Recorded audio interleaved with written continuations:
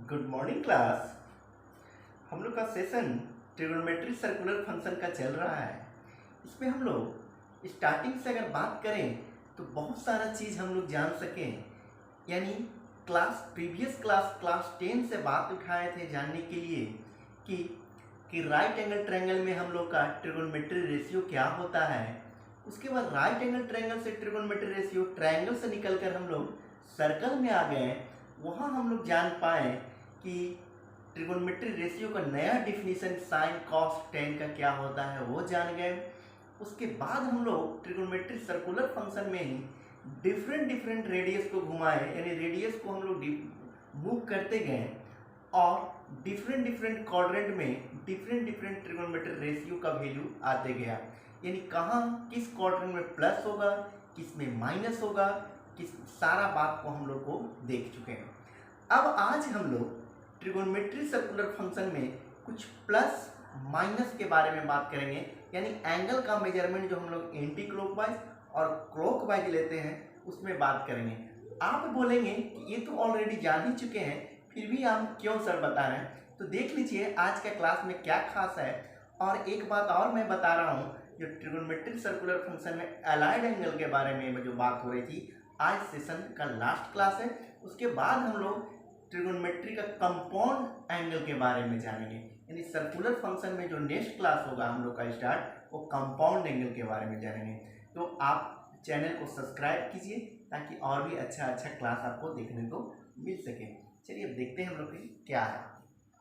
तो आज का जो क्लास का जो डिस्कशन क्लास है हम लोग का कि sine minus theta cos minus theta tan minus theta cot minus theta and cosec minus theta और सेक माइनस थीटा।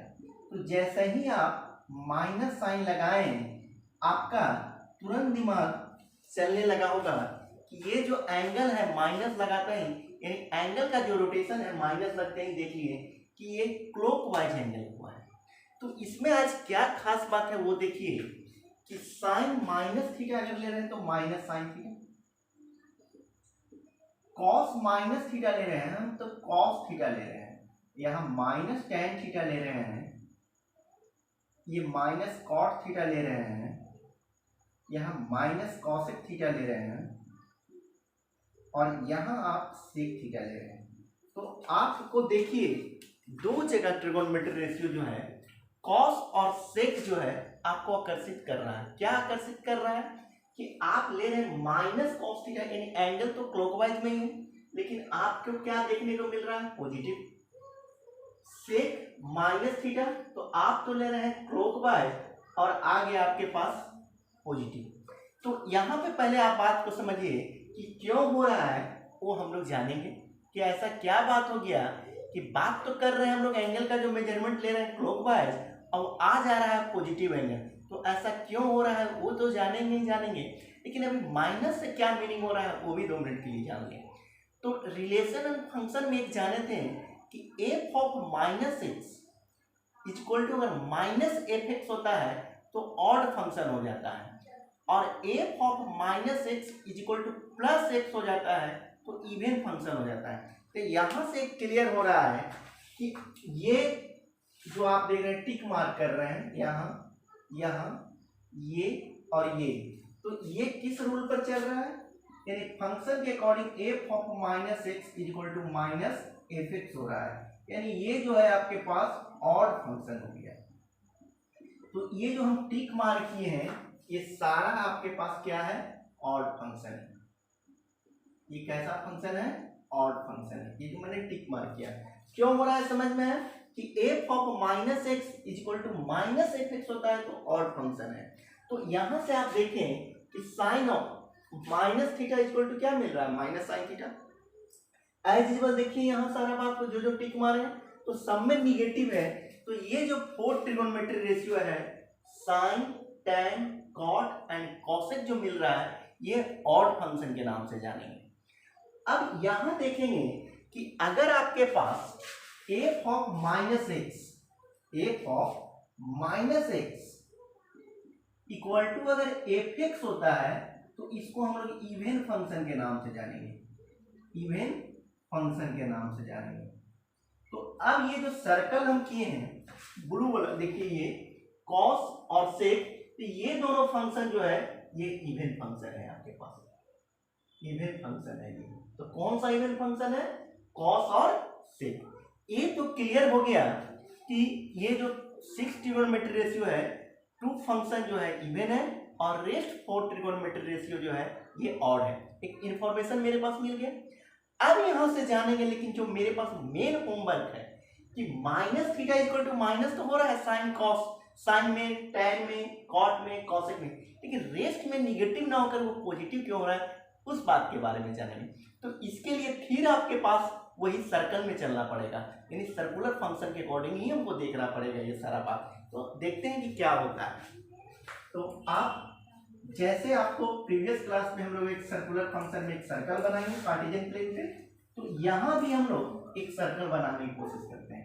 बहुत सारे बच्चे लोग जो मेरे पास दिए हैं मैसेज में कि सर आज आप जो रेडियस एनी रेडियस लेके चल रहे थे, तो उसको एनी रेडियस ना लेकर आप यूनिट रेडियस लेके चलिए, यानी यूनिट सर्कल में चलते हैं। कर लेते हैं आपका भी बात। देखिए यहां से एक सर्कल हम बना रहे हैं, देखिए ये कार्टेशियन प्लेन है आपके पास, इस कार्टेशियन प्लेन पे एक सर्कल ड्रॉ कीजिए जिसका रेडियस जो हम दिखा रहे हैं 1 ले रहे हैं। ये सर्कल बन गया आपका, ये सेंटर O है, ये रेडियस A पॉइंट है 1 0, यानी यूनिट सर्कल का बात किया मैंने। अब आप देखो ये जो रेडियस OA है ये घूमते हुए ये पहुंच गया A पॉइंट से लेकर P पॉइंट पर। तो इस P पॉइंट का जो क्वाड्रेंट हम ले रहे हैं फर्स्ट क्वाड्रेंट में है, तो P का कुछ ना कुछ कोऑर्डिनेट होगा, तो इसका कोऑर्डिनेट मैं कंसीडर कर ले रहा हूं x और y।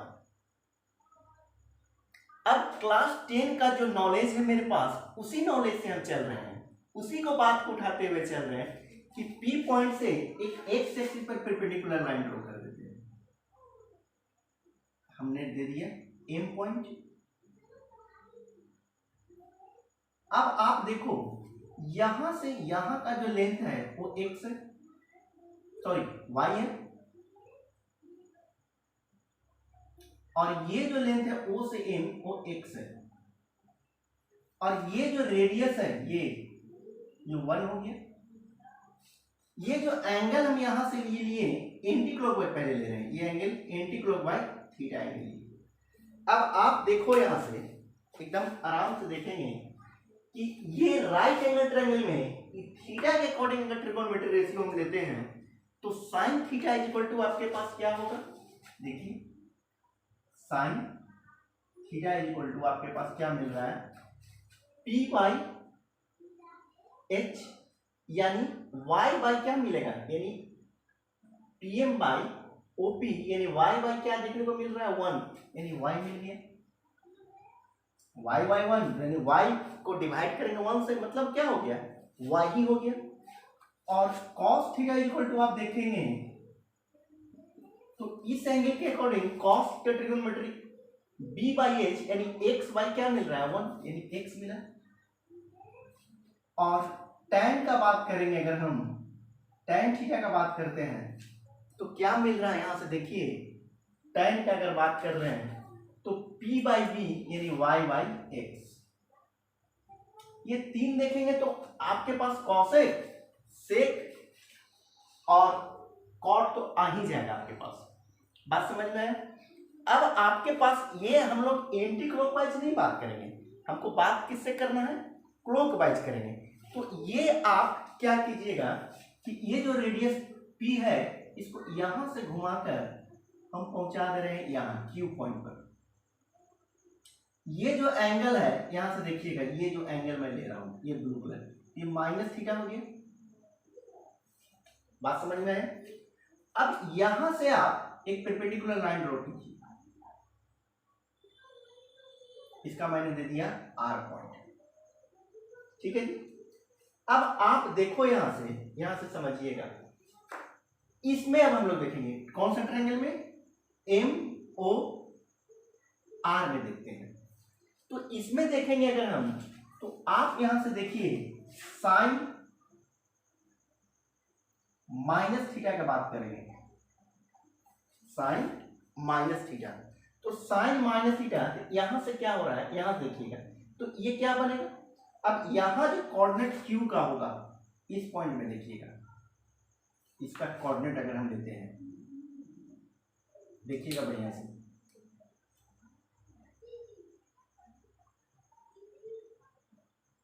तो क्यू का जो कोऑर्डिनेट लेंगे ये फोर्थ क्वाड्रेंट में है, तो एक्स तो पॉजिटिव होगा लेकिन वाई आपके पास क्या होगा, निगेटिव हो जाएगा। तो यहां से लेकर यहां का जो लेंथ होगा, यानी इसका कुछ नाम दे दीजिए एस, देखिएगा यानी एस से लेकर क्यू का जो लेंथ होगा, एस से लेकर क्यू का जो होगा वो माइनस वाई होगा, और ये ओ से लेकर एन तो एक्स ही होगा। यहां तक क्लियर कीजिए पहले बढ़िया से। आप देखो हम क्लॉकवाइज एंगल लिए हैं, ये जो हम लोग चल के ये जो रेडियस उनको यहां से घूमते हुए कहां पहुंचा रहे हैं, क्यू पर पहुंचा रहे हैं। तो एंगल का जो रोटेशन है देखिए इस साइड से ले रहे हैं, क्लॉकवाइज ले रहे हैं, ये ऐसे घुमाए हुए, तो ये माइनस थीटा हो गया। क्यू का कोऑर्डिनेट मैं जो ले रहा हूं फोर्थ क्वाड्रेंट में एक्स माइनस वाई, क्योंकि फोर्थ क्वाड्रेंट में वाई क्या होगा, नेगेटिव होगा। तो एम से लेकर क्यू का जो डिस्टेंस लेंथ होगा वो माइनस वाई होगा, और ओ से लेकर एम जो होगा वो एक्स ही होगा। तो साइन माइनस थीटा, अब हम क्लॉकवाइज ले रहे हैं तो इसके एंगल के हिसाब से देखेंगे तो पी कौन सा बन रहा है, एम क्यू बन रहा है, तो क्या मिल रहा है माइनस वाई, और एच कितना मिल रहा है, 1 मिल रहा है, क्योंकि रेडियस ये जो है आपके पास कितना है, 1 है, रेडियस क्या है आपके पास 1 है, तो माइनस वाई बाई 1 यानी माइनस वाई होगा। ये बात आपको समझ में है। अब आप देखो यहां से कॉस माइनस थीटा की अगर बात करेंगे तो माइनस कॉस माइनस थीटा यानी बी बाई एच, यानी क्या मिल रहा है एक्स बाई 1, और tan थीटा की अगर बात करते हैं, tan में अगर बात करेंगे तो यानी tan माइनस थीटा लेंगे तो p बाई बी यानी माइनस वाई बाई एक्स का बात करेंगे। यहां पे बात समझ में आ गया, ये क्लियर आपके पास समझ में आ रहा है।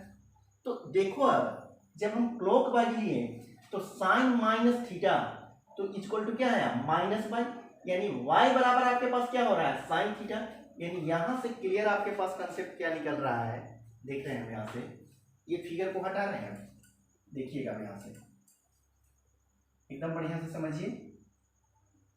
और देखिए तो साइन माइनस थीटा अगर हम ले रहे हैं, sine minus theta equal to क्या मिल रहा है माइनस वाई, तो y इक्वल टू क्या मिल रहा है साइन, यानी क्या मिला minus sine theta. Cos minus theta अगर ले रहे हैं तो क्या मिल रहा है, देखिए cos minus theta equal to x, तो x इक्वल टू क्या है कॉस थीटा, और tan minus theta equal to क्या मिल रहा है माइनस वाई बाई एक्स, यानी माइनस साइन बाई कॉस यानी माइनस tan थीटा। बात समझ में है। अब आपके पास कॉसेक होगा तो माइनस होगा, सेक होगा तो पॉजिटिव क्योंकि 1 बाई कॉस होगा, और कॉट होगा तो माइनस 1 बाई टेन कॉट 10 होगा, यानी क्या हो गया समझ में बात आ गया यहाँ से। यानी अब यहाँ से देख लिए हम लोग कि अगर आपके पास इसका क्या मीनिंग निकल रहा है कि आपके पास अगर कॉस माइनस 225 डिग्री हो तो आप क्या लिखेंगे कॉस 225 डिग्री। बात समझ में आ गया। लेकिन आपके पास अगर साइन कुछ भी लिख दे रहे हैं, मान लीजिए माइनस 251 डिग्री अगर लिखा हुआ है तो ये होगा क्या माइनस साइन 1251 जो लिखा हुआ है यानी 1251 डिग्री। बात समझ में आया। लेकिन यही आपके पास सेक में रहता, सेक माइनस 420 डिग्री, तो आप क्या लिखेंगे सेक 420 डिग्री। बात समझ में आया। तो कॉस और सेक ऐसा मिल रहा है एंगल कि निगेटिव एंगल भी ले रहे हैं रोटेशन, तो वो आपके पास क्या मिल जा रहा है, पॉजिटिव। एक बहुत अच्छा इंफॉर्मेशन मेरे पास आ गया ये। अब यहां से समझेंगे, ये बात आपको समझ में आ गया। अब आप समझिए एकदम बढ़िया से कि जैसे कि आप देखो यहां से जो रेडियस हम घुमा के देख रहे थे, first quadrant, second quadrant, third quadrant, fourth quadrant में जो बात हम लोग कर रहे थे, तो ये सारा बात जो भी हो रही है, तो वो फोर्थ क्वाड्रेंट क्योंकि सर्कुलर, वो तो घूमते ही रहेगा, क्योंकि फर्स्ट में होगा, फिर सेकंड में होगा, फिर थर्ड में जाएगा, फिर फोर्थ में, फिर वो फर्स्ट में हो जाएगा। यानी मैं कहना चाह रहा हूं कि आपके पास ये जो सर्कुलर फंक्शन जो है, यहाँ से देखिएगा अच्छा से कि ये आपके पास क्वाड्रेंट के फर्स्ट में गया, फिर सेकंड में, फिर थर्ड में, ये फिर फोर्थ, फिर फर्स्ट, फिर सेकंड, फिर थर्ड, फिर फोर्थ, ये ऐसे क्या करते जाएगा, मूव करते रहेगा। तो जब ये सारा ऐसा ही मूव करते रहेगा, तो इसको एक जनरलाइज वे में देख लीजिए। तो ये क्या हो रहा है, यहां से समझिए कि sine 2n pi plus theta cos 2n pi plus theta tan cosec 2n pi plus theta sec 2n pi plus theta and tan n pi plus theta, और कॉट मैं ले रहा हूं n पाई प्लस थीटा। अब यहां से आप फिर आपको देखिए, दो tan और कॉट में मैं लिया हूं n पाई प्लस थीटा, और यहां ले रहा हूं साइन कॉस से कॉसेक और सेक में 2n पाई प्लस थीटा। तो पहले हम देख ले रहे हैं कि क्या हो रहा है। तो sine 2n pi plus theta equal to हम सब देखते हैं साइन थीटा, और यहां होता है कॉस थीटा, ये आपके पास कॉसेक थीटा,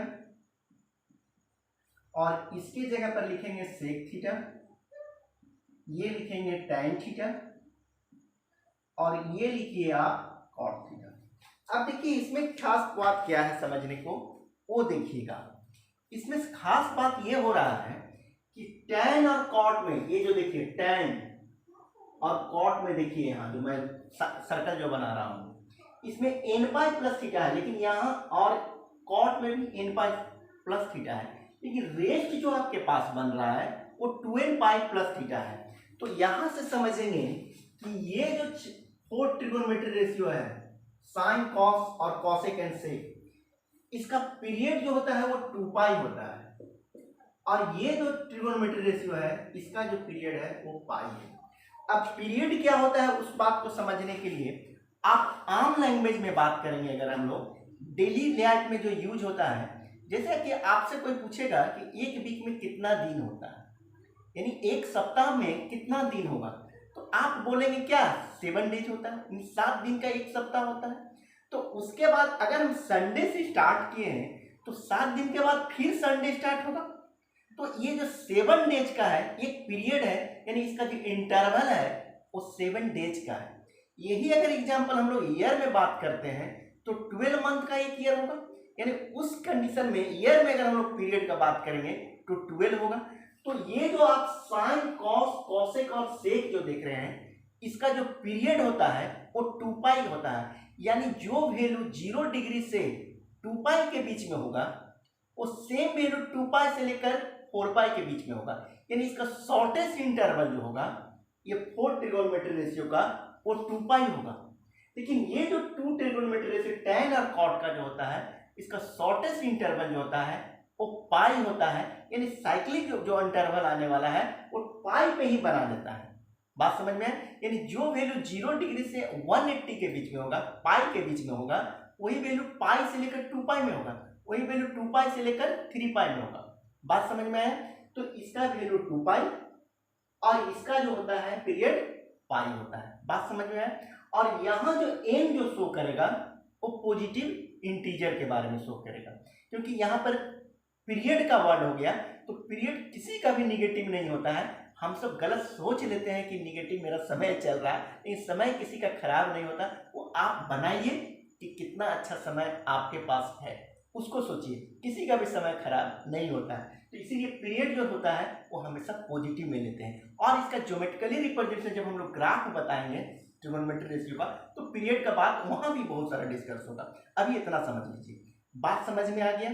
अगर ये सारा बात आ गया समझ में, तो इस पर कुछ प्रॉब्लम सॉल्विंग कर लेते हैं, तो कॉन्फिडेंस लेवल हम लोग का और स्ट्रांग हो जाएगा।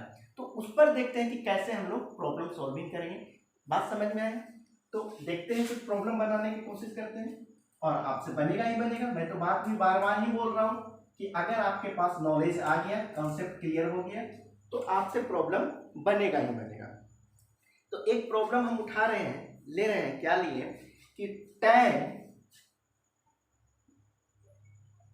-25/3 डिग्री दे दिया हुआ है, -25π/3। तो अब आपके पास देखिए माइनस यहां पर लगा दीजिए, माइनस लगा दीजिए।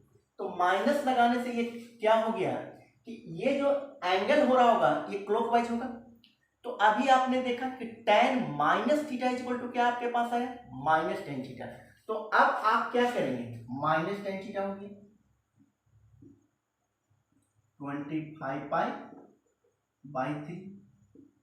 अब अभी आप देखिए एक फार्मूला भी हम लोग देखिए पीरियड की बताया जो जनरल, कि tan nπ plus theta equal to मेरे पास tan θ आया था।